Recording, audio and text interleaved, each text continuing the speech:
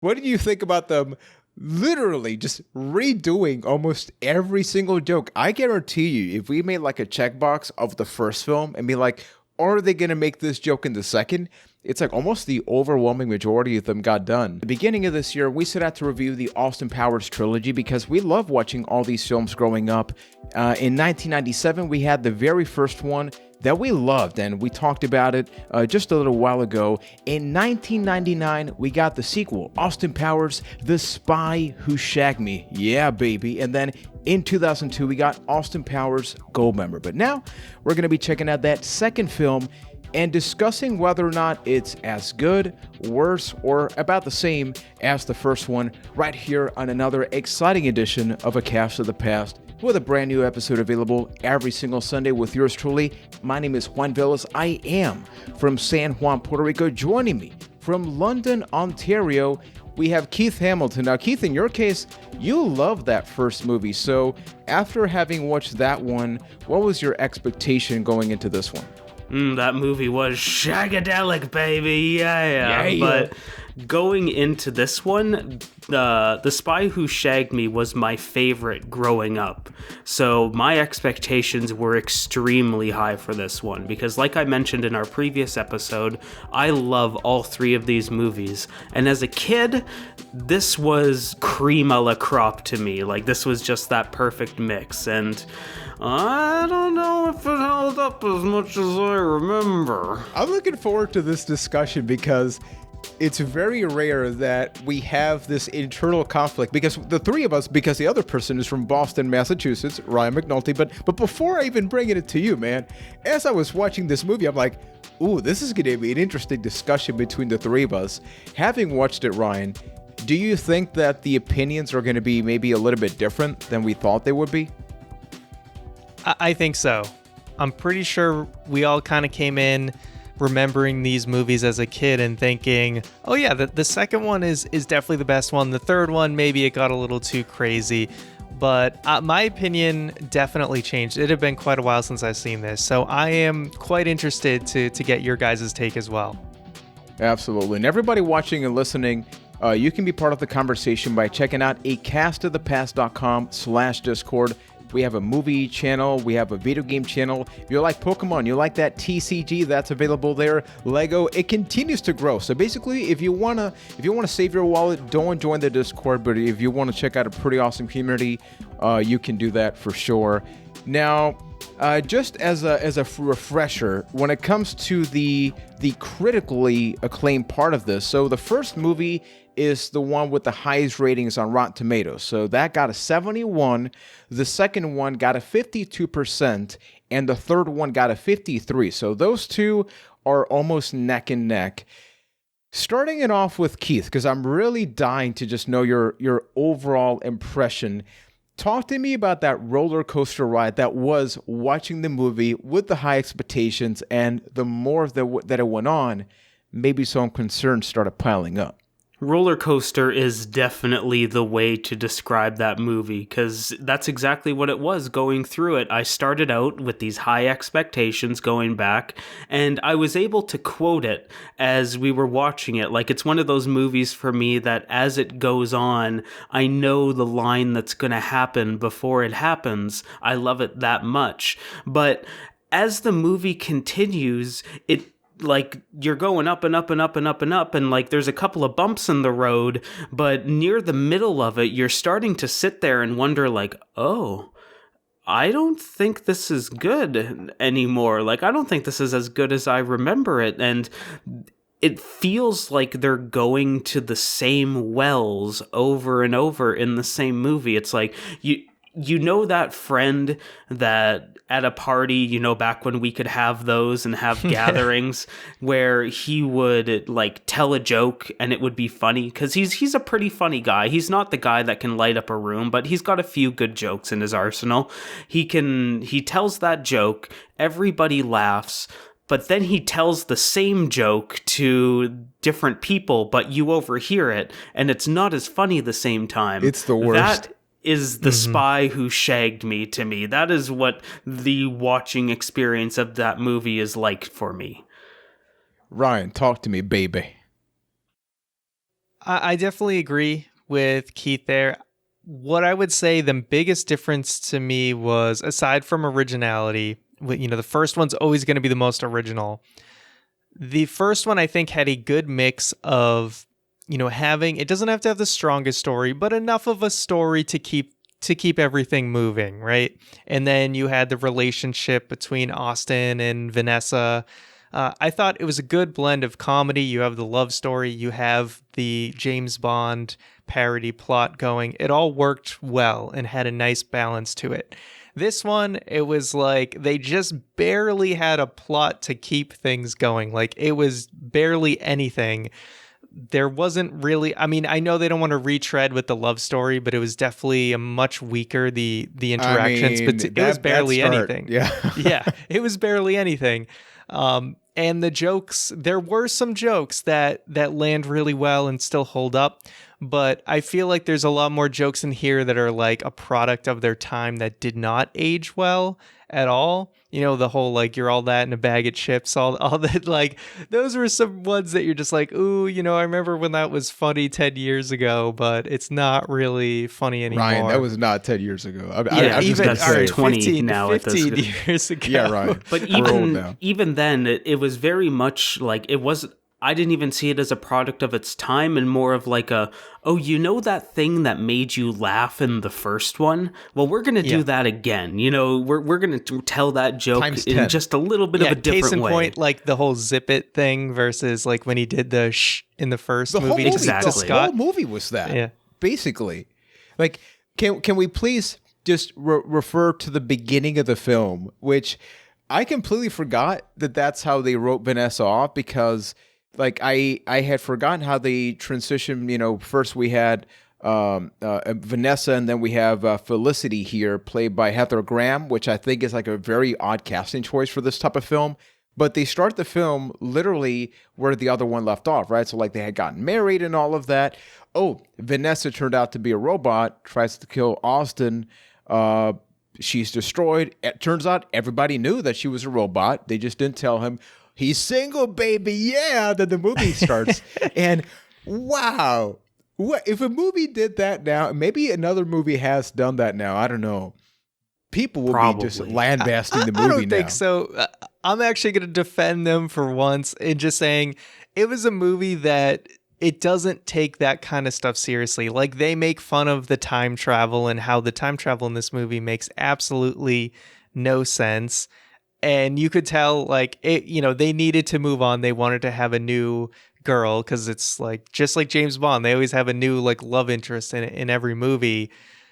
So it was just like a cheap, quick way to write her off. So, but it's like, because it's not taking itself seriously in the way that Basil is just like, oh yeah, we knew all along.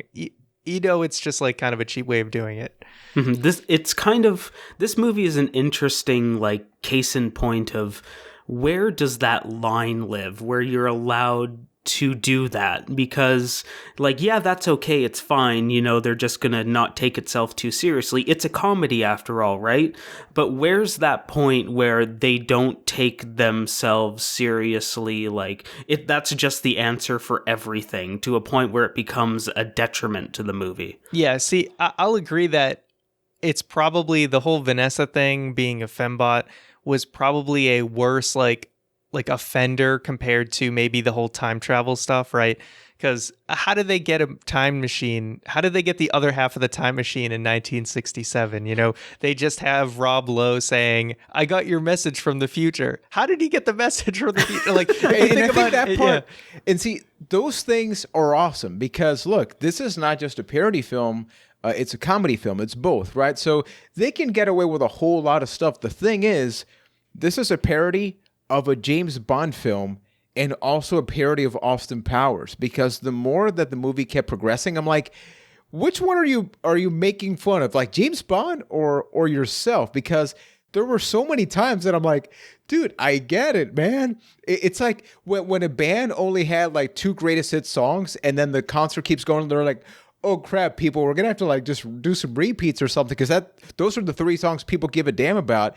They did it so damn much, although like going pace by pace. So yeah, that beginning part was a little rough, but then you want to talk about dating this film, Jerry motherfucking Springer. So that's how the movie starts, right? Let's keep in mind. And also Seinfeld, like you were about to say. Yeah, almost. So, Dr. Evil was technically still frozen as of the end of this the first film, right? And this is going to be the revenge story. So Scott Evil, which I still just love the name Scott Evil. It's just so basic, but just so great. And the fact that it's Seth Green, he comes here to Jerry Springer to talk about the fact that it's hey, yeah, my father's just an evil dude trying to take over the world. Then Jerry Springer pulls out the guest, and it is the unfrozen Dr. Evil.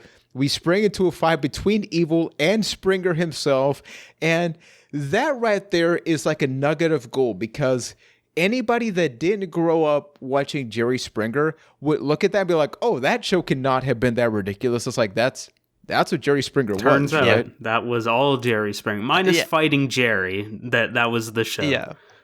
Yeah, normally nobody. Yeah, they usually had that fame. I forget what the security guard's name was. His name was Steve. Well, I love you remember because he got his own show. Right? He got his own show eventually. But yeah, that is definitely, if you grew up in the late 90s and you remember a Jerry Springer show, it was a great encapsulation of it. And that was actually one of the high points of the movie, was when Dr. Evil just gets into a fight with the Klansman and then with Jerry Springer. It was just so ridiculous. And just the bleeps made it even funnier. So that was definitely a high point. Absolutely. And I think review-wise, this movie's going to be so different because it is so similar to the first one, right? But then there are a lot of things that... Let me know what you think about this. I think the first movie is in every way better than this one, but people remember this one more because of the characters. Because in this one, we are introduced to two, forget about Austin Powers. These are two... if Funko Pops were to come out in the early 2000s, Fat Bastard and Mini-Me would be among the first two Funko Pops that would come exist. out. I guarantee they exist. They exist now. I'm saying yeah. If back in the day, if that were to come out, because they are two of the most iconic characters, yet I don't think aside from that, there was a lot added to the table. So starting with Keith, I would love to know, let's have a discussion first about Mini-Me, right? I think this character, played by Vern Troyer. I mean, who didn't know about Mini-Me? And then he got I forget how many reality shows he was in. But with you, Keith, what did you think about the introduction of the 1/8 sized Dr. Evil? That was actually an aspect of the movie that I really enjoyed for its ridiculousness, but it's kind of going back to the same joke, right? Oh, Dr. Evil, we made you a son in the last movie. Well, in this one, Dr. Evil, we made you another son, except he's just you this time. But the way that they dehumanized him in this movie, I found it to be hilarious. How he's how they squirt him with the water gun and he's this invincible little dude in the fight later in the movie. I loved the character Mini-Me and that relationship of just showing how much of a how evil Dr. Evil is. Oh yeah, I don't care about you anymore, Scott. Yeah, I got a better son now, so now I love Mini-Me more. Yeah, this movie really is the Mini-Me and Fat Bastard show. Other than that, everything else you can pretty much forget. But Mini-Me was, Vern Troyer had just a phenomenal performance as being just this hilarious clone of Dr. Evil. When he does the quotation marks at the same time, it's so just all the little subtle things are just so hilarious. And I think Mini-Me alone pretty much saves this movie and makes it worth watching. I agree. I think it was a very, very smart choice, minus that one line where Mini-Me just doesn't talk, where he just makes sounds and eeees, and that's the extent of his character, because it makes that one moment just so much more impactful. And it's kind of interesting because the whole movie is so loud, right? The characters, yet Mini-Me is arguably the most basic character within the whole bunch. But that's why it works, because it's like when everybody's talking, this character is not able to speak. So it makes those little things like the quotations, that first part where Scott says something and then he's immediately trying to pull like the kill Scott button, but then Dr. Evil stops him. Like, that's the stuff that's awesome. And I don't think they leaned into that nearly enough because they focus so much on the plot, and we'll get to that a little bit later. Then I'm like, man, you're focusing on the part that people don't give a crap about in these movies. They care about the characters. There was focus on the plot? Yeah. I mean, yeah. But we'll get to a little bit more of that. Now, talk to me first with Keith about Fat Bastard. This man that, as they go back through time and all of that, right? This man who clearly is a spy, right? Clearly he's just like the master of espionage, is going to try and steal Austin Powers' mojo, baby. Yeah, baby. Keith, talk to me about that. Well, I agree that Mini-Me was great. This was the character that oh my god, every time Fat Bastard talked was just the funniest moment for me. I love that character so much, and like, just how simple it is. The fact that his name is Fat Bastard and that is his character. He is you are one fat bastard. Say the line, Keith. Say the line everybody knows. Oh, I ate a baby. Get in my belly. I'm having a bit of a hard time because through this, like, I immediately watched Goldmember afterwards, so I'm trying to remember now, which turns out to be a horrible mistake because I'm trying to remember like which line was from which movie. Oh yeah. I was about to say, "Oh, I didn't have any carn," but I think that's from the next one. But yeah, just how simple and like the way that they build Fat Bastard up in the movie, where he's like you said, he's this master of espionage and he's out there to steal Austin Powers' mojo. Dr. Evil hired him, and he's just a big fat Scottish guy that played the bagpipes, knocked everybody out, and then ate afterwards. Like, that is the extent of Fat Bastard's character, and it is just so good. And like we have to point out, you know, for those that haven't seen this, it's like it's also played by Mike Myers. So kind of like going back to Eddie Murphy and other incredible comedians that can play a lot of the same character. It's like this whole movie is just Mike Myers battling Mike Myers and also Mike Myers at the same time. Yeah, as if two characters wasn't enough. He had to add another one. And then, he takes it up a notch in Goldmember. Yep. So because that's how it has to go. Yep. You got to up the ante, right? He had to challenge Eddie Murphy for playing the most characters in one and then Tyler movie. Perry came along and was like, "Yeah, I just ruined your whole career. Hold my beer. Hold my characters." Serious question. Did they ever make a film where it's just a bunch of actors that notoriously play a lot of different characters at the same time? And the whole movie is just like 3 actors, but it's actually like 40 characters. I would love to know if anything like that existed or exists, because I really don't know. They should do that. I mean, maybe it's like ran its course. That sounds awful. What are you talking about?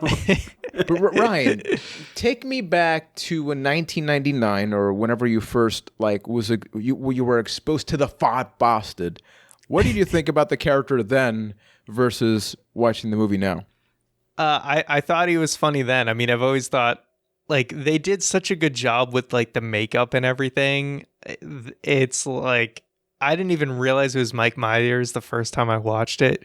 But also, I realized, I don't remember if this came out before Shrek or not, but this is basically like PG-13 to rated R Shrek, if you think about it, because he's basically doing the Shrek voice. You are 100% correct. You know? Huh. You could hear Shrek going, "I want my baby back, baby back, baby back, baby back." See, that was another joke I feel like did not age well, because like anyone who saw that today that didn't grow up with those commercials. I mean, Keith and I are wrestling still fans, funny. And even it's still like really literally funny. this year, there was a joke about that. Still. Yeah. So true. And The Office. I mean, The Office is still relevant.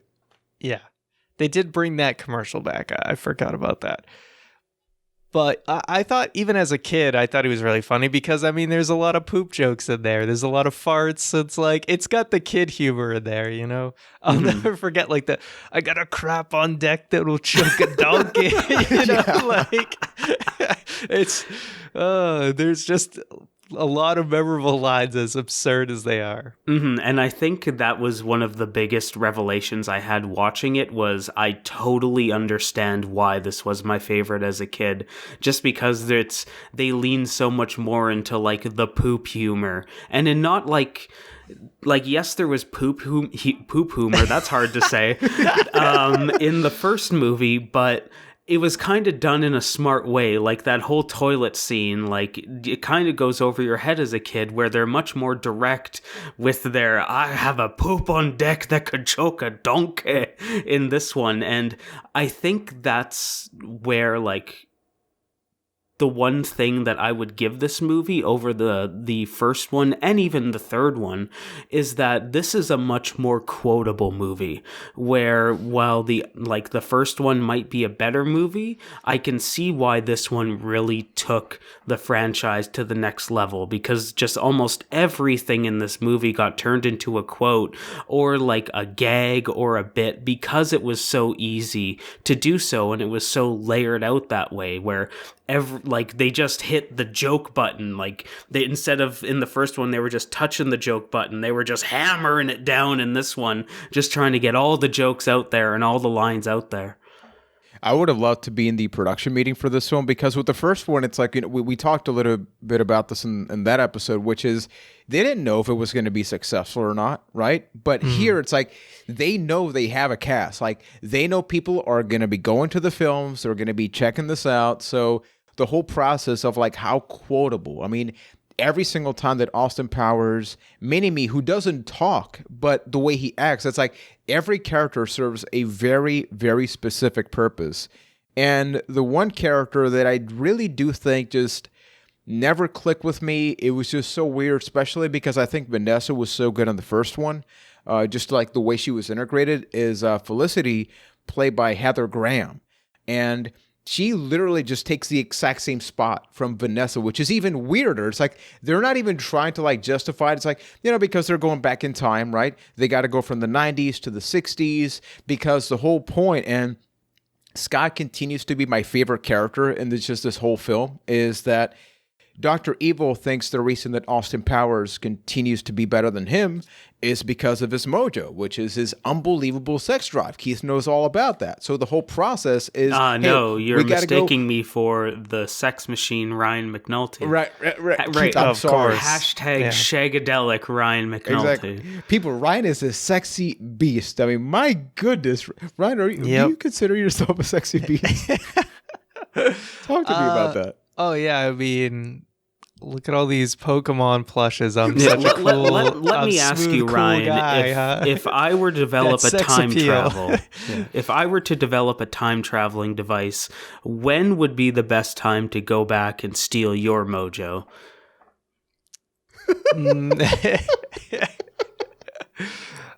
I'd probably say college, like late last 2 years. Oh, yeah. Them late night TCG sessions, if you know what I mean. I'm the wrong person if you're looking for some mojo, I'll tell you that. But I love the whole thing in the movie that, you know, Scott says, if you're going to go back in time, why not just kill him? And that's where they go like the shush it. But the fact that Scott's always there saying just like, look, this is how you solve the damn thing. That is like the one constant in the two films that we covered so far that I absolutely loved. And then, yeah, we go back and that's where we encounter Felicity. So Ryan, in your case, what did you think about her character, and also just Heather Graham, knowing what she's acted in and around that time? It just never clicked with me, at least with, like, in my opinion. What about you?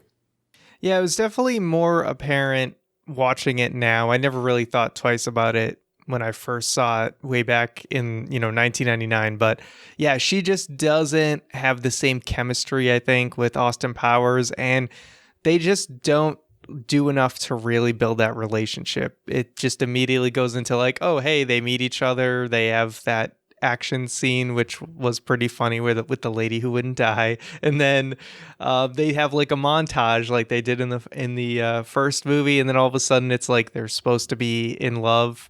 It just was like way more rushed, and I understand they spend a lot of time on the relationship between Vanessa and Austin in the first movie, so I think they didn't want to spend as much time for this one, but it's noticeably weaker. I would argue that even though I agree with everything you say, Ryan, that makes her the most like dedicated tribute to the James Bond franchise from this entire movie, like, because she's just the Bond girl that is there, and that's about it. I don't know if that was intentional though. Oh, there's no way it was intentional, but that's me, that's how it came off. Unintentionally a more accurate Bond girl. Exactly. And then you want to talk about 90s films? You put Rob Lowe in the freaking film. That man defines, like, pick any movie that you love, like comedy film and all that. So, like, you put freaking Rob Lowe in there. And I love the fact that, they're going back to the past. So, number 2, he's not the same character, even though some of the other ones stay exactly the same. and those are the little things that I love. But you put Rob Lowe in here, and it's a pretty basic role that he plays, right? It's not something that, like, there's a lot to discuss here. He doesn't do anything in this movie at all. But I never realized it. Yeah. I never realized how little, like, I remember I was like, oh yeah, Rob Lowe's number 2 in this movie. And then he just, like, doesn't do anything except cry when he gets hit with the globe. That's basically the only thing that happens. Yeah, I think he only has, like, 1 or 2 scenes of speaking lines even. I remembered his part being more significant than it was, but yeah, very much not. The other character that they just had to go down the well, or down the cliff in this case, is Mustafa, played by Will Ferrell, who in the first movie at the very beginning, again, they he's kill him off. in 2 of these, and I didn't realize it. Right? It's so weird. What did you think about them literally just redoing almost every single joke? I guarantee you, if we made like a checkbox of the first film and be like, are they going to make this joke in the second? It's like almost the overwhelming majority of them got done. And I wish... Is Mustafa in the third one? I honestly don't remember. I don't think so. No, if I remember. He's not. Because he technically... Will Ferrell got big by then. Yeah. He's like, nah, I ain't doing that gold member. Yeah, I think that was around the time he was either like the biggest thing in SNL or he was just leaving. But... yeah, based on this, he would technically be dead in the past and in the future, right? So I don't think they could have him. I mean, anything's possible, Ryan, if you put your mind to it. But what do you think about them doing just this little throwback scene to the first film? And once again, he just doesn't die. A lot of characters just have trouble dying in this film. Yeah, I thought it was funny. I think they did it in a little bit of a different way. I appreciate that they were...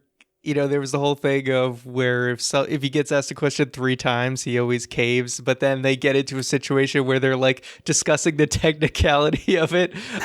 Little things like that I think are always pretty funny.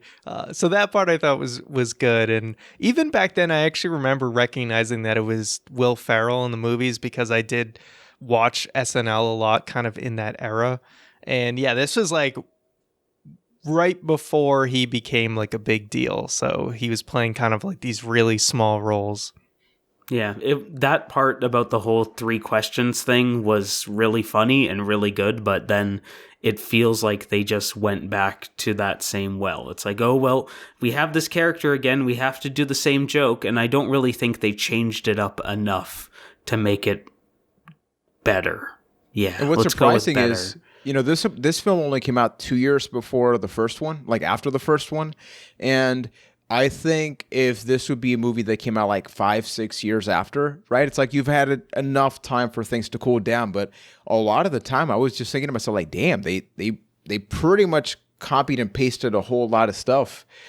Another character, and this actress, Kristen Johnson, like I loved her role in Third Rock from the Sun. Did you guys watch that TV show? I did. I love that show. So much. Actually, when I saw her in this movie, I was like, who is this? She looks super familiar. So I had to look her up and I was like, oh yeah, Third Rock from the Sun. That's where I recognize her.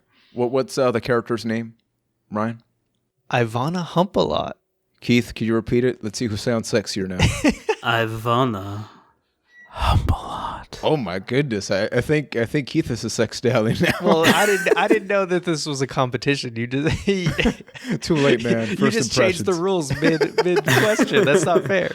That's part of what happens, man. But It's all right. I really didn't want to say it like that anyway, so we can move on. Exactly. You have to compensate for my lacking of mojo compared to you. So, you had to even the playing field because you've just got so much mojo that I can't compete naturally. that's true. Shagadelic Ryan McNulty. What would you say this film, if you were to just think about? I'm trying to have a real serious question. Can I file afterwards. a Just deep complaint to the HR department for sexual harassment? There is no HR department. I Keith am is the HR department department. We got that type of budget. People, support Keith. Talk to me about this film. What is the best takeaway? What is the absolute thing that you're like, this is objectively the best part, the best thing that maybe it even exceeded the first film? Starting with Keith, what's your biggest takeaway from this one? My biggest takeaway would probably be that it's a tough one, but I'm gonna have to go with the characters in this one. It's the areas of the movie where they didn't have the opportunity to tread the same ground. I think that's where it was the most successful, like we talked about with Mini-Me and Fat Bastard, and then even though we said like I've been pretty negative on the jokes, there are a few sections of the movie where they just nail it. Like it feels like the first movie with just like the quick, dumb, kind of smart humor. Like when they're naming the project in this one, and it's about how Dr. Alan Parsons made this device, so we're gonna call it the Alan Parsons Project, and then Scott calls him out on it about how it's being how that was a band 10 years later. Like that stuff was really good, but they just go a little bit into the old jokes a little too much. Yeah, I think it comes down to what the Austin Powers series probably does best and why it's still remembered to this day is it has fun characters. And like I said, the first movie, I think, strikes a great balance between story, like comedy, and fun characters. Whereas the second one, it's more of the thing that they hit best was introducing new characters that were fun.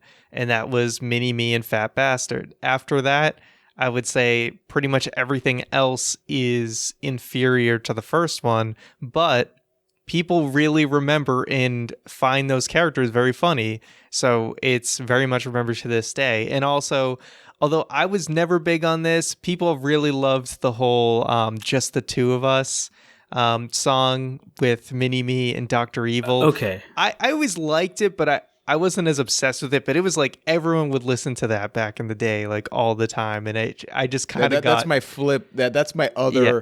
My not so great thing will be dedicated to two segments in this movie that involved music in the background. Okay. Pretty much. Okay, yeah. We're getting there. That's fine. I'll save my point then. Yeah. Well, we are getting there. Yeah.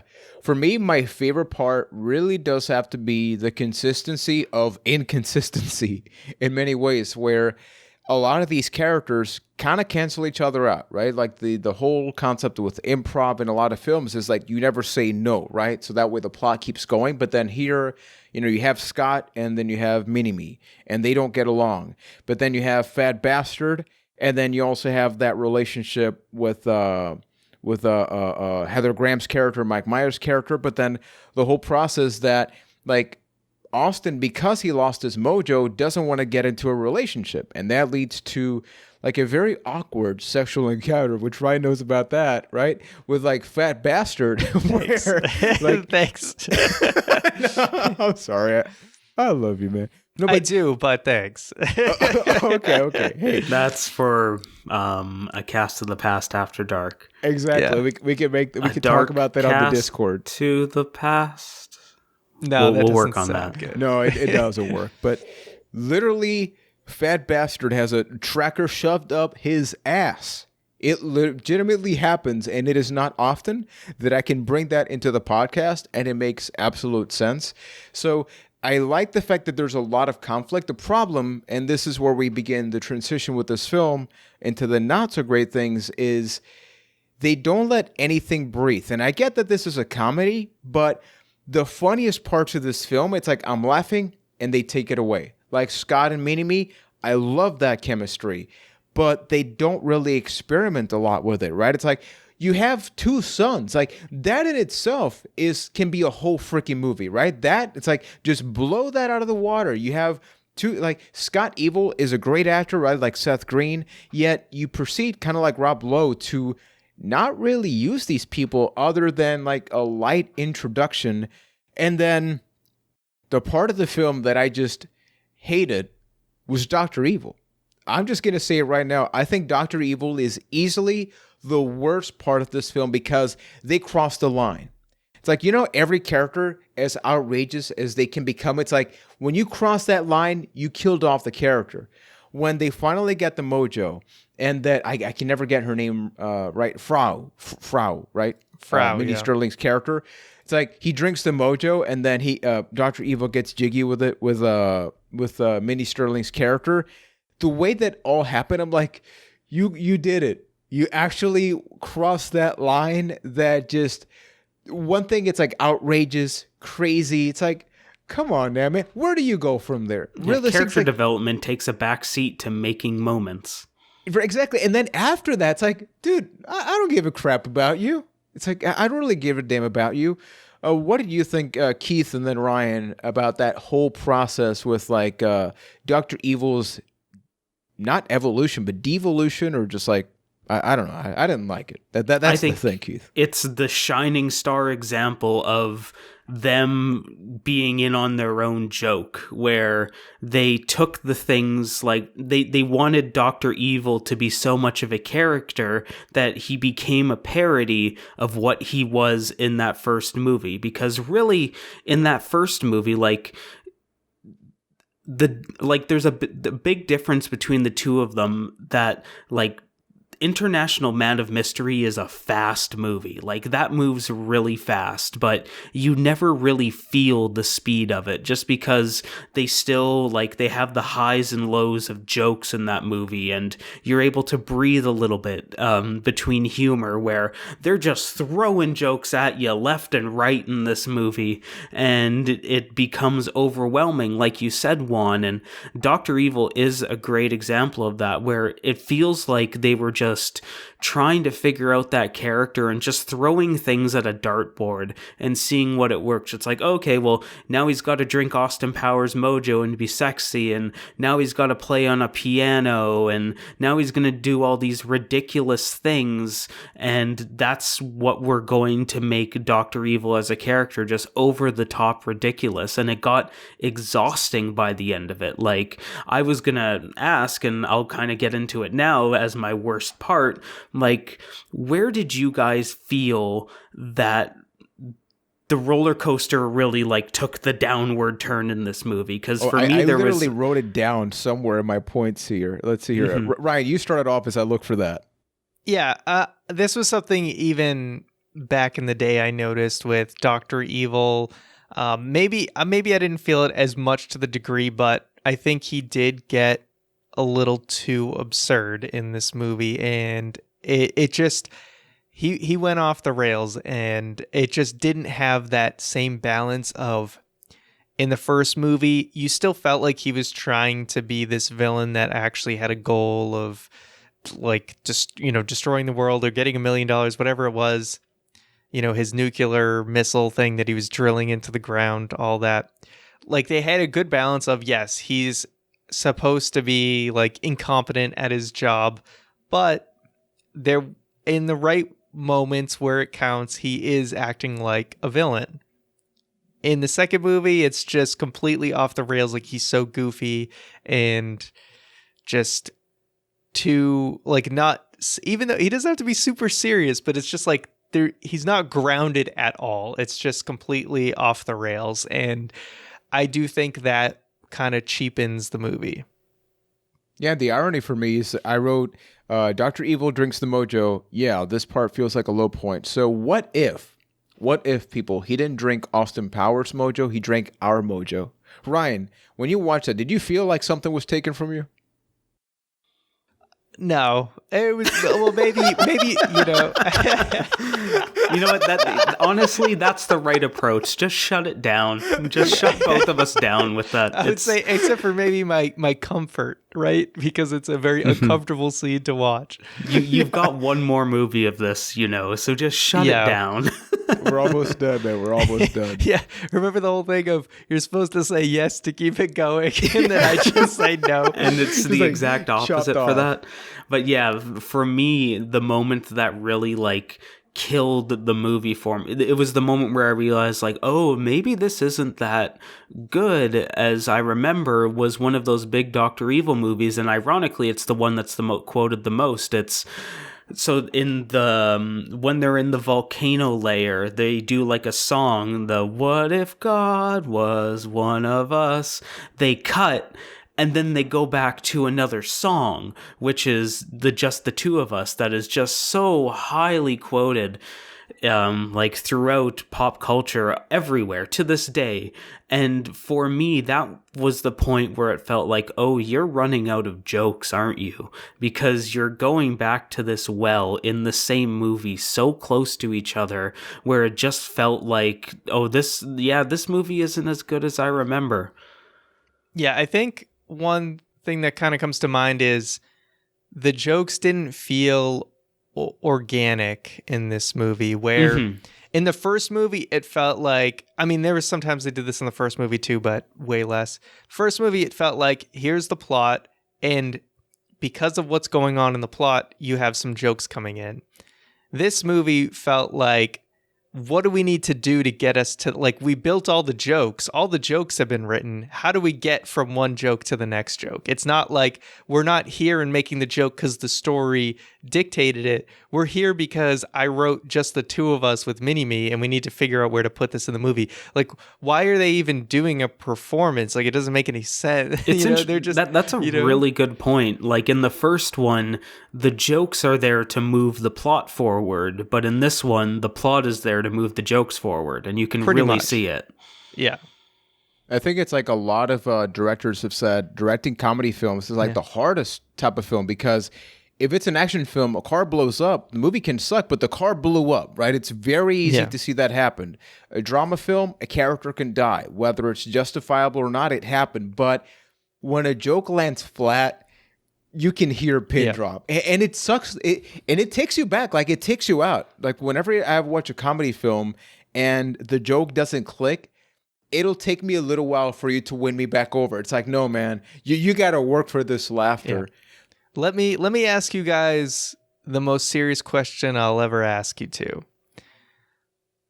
Why did they need to take Fat Bastard's stool sample? Because I actually never noticed this in the movie. I never even questioned it. But so what happens in the movie is, for whatever reason, because the tracker was in the toilet, they decide to take a stool sample.